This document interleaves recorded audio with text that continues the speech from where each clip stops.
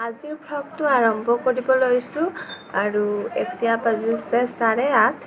মই ৰাতিপুৱাৰ চাহ খাব ধৰিছোঁ এয়া লাড়ুৰে। এয়াৰ লাড়ুটো হ'ল বেচন চুজিৰ লাড়ু, খাবলৈ বহুত টেষ্টি হৈছে আৰু মই কালি বনাইছিলোঁ, ভিডিঅ' কৰি ৰাখিছোঁ, আপোনালোককো দেখাম।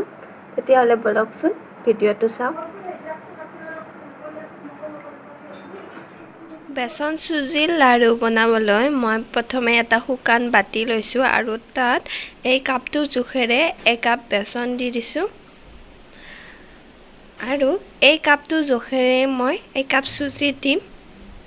আপুনি যদি ইচ্ছা কৰে বেছিকৈ বনাব তেতিয়া বেছিকৈ ব্যৱহাৰ কৰিব পাৰে।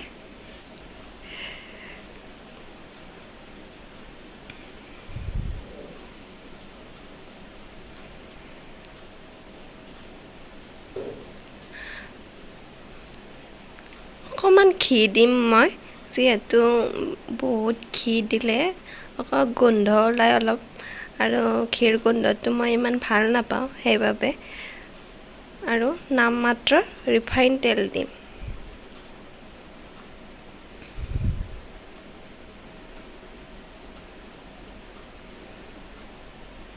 আৰু এতিয়া এইখিনি ধুনীয়াকৈ মিক্স কৰি দিম হাতেৰে।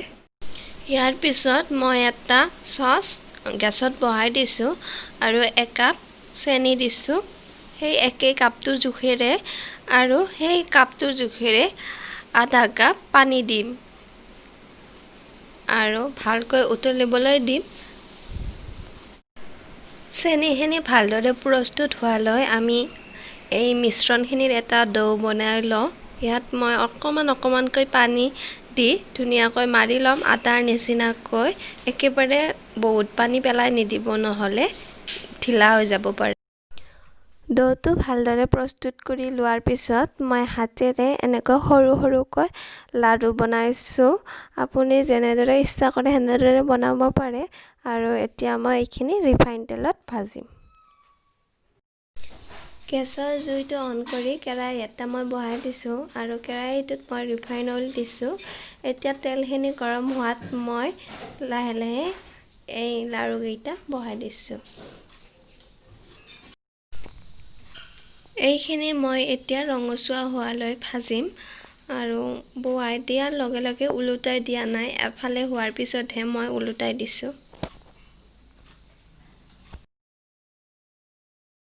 এইখিনি এতিয়া ৰঙচুৱা হৈ গৈছে, মই এতিয়া এইখিনি নমাই থ'ম। এইখিনি যেতিয়া ঠাণ্ডা হ'ল মই হাতেৰে সৰু সৰুকৈ ভাঙি লৈছোঁ আৰু এটা মিক্সিৰ বাতিত এইখিনি দি লৈ ধুনীয়াকৈ এটা গুড়ি কৰি ল'ম। ভালদৰে গুড়ি কৰি লোৱাৰ পিছত মই ইয়াত অকণমান নিমখ দিছোঁ আৰু লৰাই দিছোঁ। মই কিন্তু এইখিনি কাম সোঁ হাতেৰে কৰিছোঁ, কিন্তু বাওঁ হাতেৰে কেমেৰাত দেখাইছে। আৰু এতিয়া অকণমানকৈ চেনি দি ভালদৰে মিহলি কৰি দিম।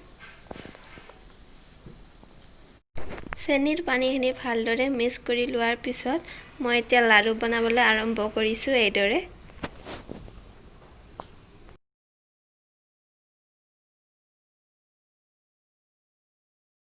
এয়া চাওকচোন, আমাৰ লাড়ুকেইটা ৰেডি হৈ গ'ল। মই অকণমান ওচৰৰ পৰা দেখাই দিছোঁ। দেখিবলৈ ধুনীয়া হোৱাৰ লগতে খাবলৈ ভাল হৈছিল।